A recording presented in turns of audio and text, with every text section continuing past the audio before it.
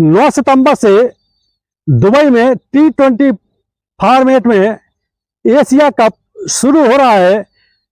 सबकी नजरें पाकिस्तान और भारत के बीच होने वाले मुकाबले पर टिकी है। पाकिस्तान और भारत के बीच लीग मैच 14 सितंबर को खेला जाएगा और जानकार ये दावा कर रहे हैं कि अंतिम 4 में भी इन दोनों देशों के बीच मुकाबला होगा। और ये भी दावा किया जा रहा है कि एशिया कप के फाइनल में इंडिया और पाकिस्तान ही भिड़ेंगे। और ये पूरी संभावना जताई जा रही है कि चूंकि पाकिस्तान उतनी मजबूत नहीं है इंडिया की टीम के सामने, तो इंडिया की टीम ही एशिया कप की ट्रॉफी उठाएगी। आज के वीडियो में हम चर्चा करते हैं कि पाकिस्तान और भारत की टीमों में कितना डिफरेंस है, कौन कौन से वो की प्लेयर हैं जो बाजी पलट सकते हैं। सबसे पहले बात करते हैं इंडिया का जो टीम सिलेक्शन हुआ है उसके अनुसार ओपनिंग करने के लिए आएंगे अभिषेक शर्मा। अभिषेक शर्मा का टैलेंट हम सब लोगों ने इसके पहले हुई T20 की सीरीज में देखा है, IPL में भी उनके बल्ले का जलवा देखा है। अगर अभिषेक शर्मा आधा घंटे भी पिच पर टिक जाते हैं तो मैच को एक तरफा करने की वो दमखम रखते हैं। लेकिन दिक्कत यही है कि ज्यादा से ज्यादा वो हवाई शॉट मारते हैं, कभी भी वो हवा में पकड़े जाते हैं। लेकिन इसमें कोई दो राय नहीं कि यदि अगर वो 20 से 25 गेंदें भी खेल जाते हैं तो 50-60 रन बनाना अभिषेक शर्मा के लिए बिल्कुल बाएं हाथ का खेल है। उनके साथ देखना यह होगा कि ओपनिंग करने के लिए शुभमन गिल आते हैं या पहले की तरह संजू सैमसन आते हैं।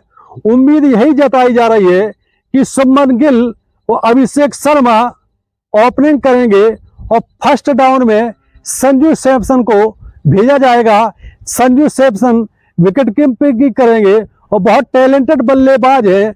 इसके पहले हुई T20 की सीरीज में वो अपना दमखम दिखा चुके हैं, लेकिन IPL में वो अपनी क्षमता के अनुसार, वो अपने नाम के अनुसार प्रदर्शन नहीं कर सके हैं। ऐसा लगता है कि उनकी फॉर्म फिलहाल गायब है। जब सेकंड डाउन पे खेलने आएंगे धुरंधर बल्लेबाज सूर्य कुमार यादव, भारतीय टीम के कप्तान, बेहतरीन फॉर्म में रहे हैं IPL में, लेकिन सूर्य कुमार यादव पर सबकी नजरें होगी। भले ही IPL में बहुत शानदार प्रदर्शन किया हो, सेकंड हाईएस्ट रन मेकर रहे हो, लेकिन उनके जो पीठ का ऑपरेशन हुआ है हाल ही में विदेश में जाकर के, उसके बाद देखना यह होगा कि सूर्य कुमार यादव कितनी लय में आ पाते हैं। इसके बाद देखना होगा कि जब थर्ड डाउन, जब 3 विकेट गिर जाएंगे इंडिया के, तो कौन उतरता है। इसके लिए शिवम दुबे का नाम भी आ सकता है, क्योंकि शिवम दुबे को भी टीम में लिया गया है। रिंकू सिंह भी आ सकते हैं। रिंकू सिंह ने अभी हाल ही में जो यूपी प्रीमियर चल रहा है लीग का, उसमें शानदार खेल दिखाया है। हालांकि IPL में रिंकू सिंह का बल्ला खामोश ही रहा है। इसलिए जब थर्ड डाउन मतलब 3 विकेट गिर जाएंगे इंडिया के, तो देखना यह होगा कि रिंकू सिंह को मौका मिलता है या शिवम दुबे को मिलता है। इसके बाद फोर्थ डाउन यानी जब 4 विकेट गिर जाएंगे तो फिर आएंगे खेलने के लिए हार्दिक पांड्या। हार्दिक पांड्या के बारे में हर कोई जानता है कि चाहे बॉलिंग हो चाहे बैटिंग हो, हार्दिक पांड्या यदि टीम में है तो 50% इंडिया के जीतने के चांस बन जाते हैं। IPL में ठीक ठाक प्रदर्शन रहा है और इसके पहले जो T20 का वर्ल्ड कप हुआ था उसमें हार्दिक पांड्या ने शानदार खेल दिखाया था हार्दिक पांड्या को लेकर के, किंतु परंतु अगर मगर का सवाल ही नहीं उठता है। टीम में हार्दिक पांड्या का कोई विकल्प नहीं है। अगर T20 के फॉर्मेट में पूरे वर्ल्ड में देखा जाए तो हार्दिक पांड्या से बेस्ट ऑलराउंडर कोई नहीं है। इसके बाद आते हैं अक्षर पटेल, जो कि स्पिनर बॉलर है और आजकल बैटिंग भी बहुत शानदार करने लगे हैं। अक्षर पटेल को भी टीम में लिया गया है और इतना है कि सारे मैच अक्षर पटेल खेलेंगे। जब इंडिया के 4 या 5 विकेट गिर जाते हैं तो अक्षर पटेल को भेजा जाता है, कई बार उनको 1 डाउन पे भी भेजा जाता है। और उन्होंने हाल के 1 से 2 सालों के अंदर अपनी बल्ले से दिखाया है कि उनकी बल्लेबाजी कितनी गहराई है। जब मौका लगता है तो बहुत विस्फोटक बल्लेबाजी करते हैं और जब मौके की जरूरत पड़ती है तो बहुत संभल के भी खेलते हैं। इसके बाद फिर बैटिंग में किसी और पर उम्मीद मत करें। वरुण चक्रवर्ती स्पिन बॉलर हैं, उनको भी टीम में लिया जाएगा, सिलेक्शन हो चुका है।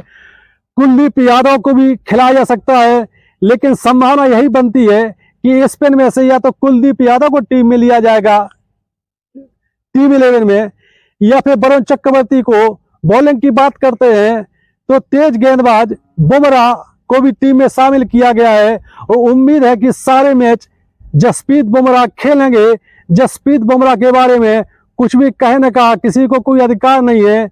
इससे बेहतरीन तेज गेंदबाज दुनिया में कोई है नहीं है। अर्शदीप सिंह को भी टीम में लिया गया है, वो भी खेलेंगे।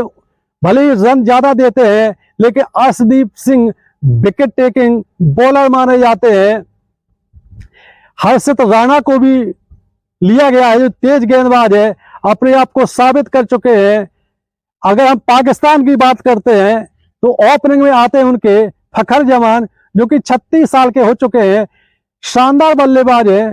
कई बार मौका ऐसा आया कि फखर जमान पर बड़ी उम्मीदें रही, लेकिन वो सस्ते में निपट जाते हैं। लेकिन ये बंदा यदि पिच पर टिक जाता है तो मैच को एक तरफा रखने की क्षमता रखता है।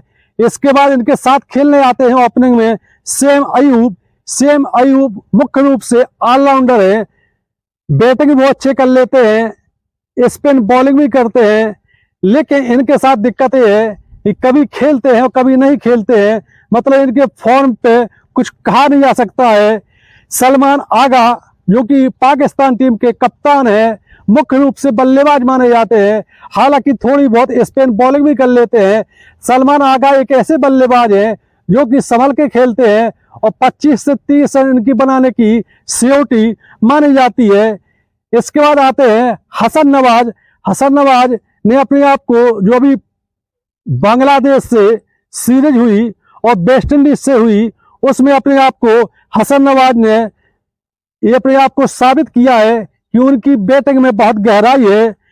हुसैन तलत, जो कि मुख्य रूप से बल्लेबाज है लेकिन स्पिन बॉलिंग भी कर लेते हैं।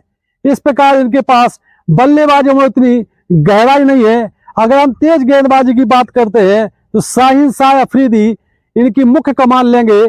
शाहीन शाह अफरीदी के बारे में हर कोई जानता है कि कितने शानदार बॉलर हैं, तेज गेंदबाजी करते हैं, विकेट के दोनों ओर गेंद घुमाते हैं और विकेट टेकर बॉलर पाकिस्तान की ओर से माने जाते हैं। फिर आते हैं हरीश रऊफ। हरीश रऊफ दुनिया के सबसे तेज गेंदबाज माने जाते हैं। इनके लिए 50 किलोमीटर प्रति घंटा की 150 किलोमीटर प्रति घंटा की गेंद फेंकना बाएं हाथ का खेल है। 140 किलोमीटर प्रति घंटा की रफ्तार से इनका एवरेज बॉलिंग रहती है और विकेट भी लेते हैं। बहुत शानदार बॉलर माने जाते हैं। इसके बाद नाम आता है नसीम शाह का, जो कि बहुत शानदार बॉलर है। हसन अली भी है, फहीम अशरफ भी है। बॉलिंग तो पाकिस्तान के पास ठीक ठाक दिख रही है, लेकिन बैटिंग में गहराई नहीं है। भले ही ये T20 का फॉर्मेट है और T20 के फॉर्मेट में कोई भी खिलाड़ी कुछ भी कर सकता है। एक खिलाड़ी के खेलने से मैच यहां से वहां हो जाता है, लेकिन दावा यही किया जा रहा है और संभावना यही जताई जा रही है कि पाकिस्तान इंडिया के सामने कमजोर टीम है।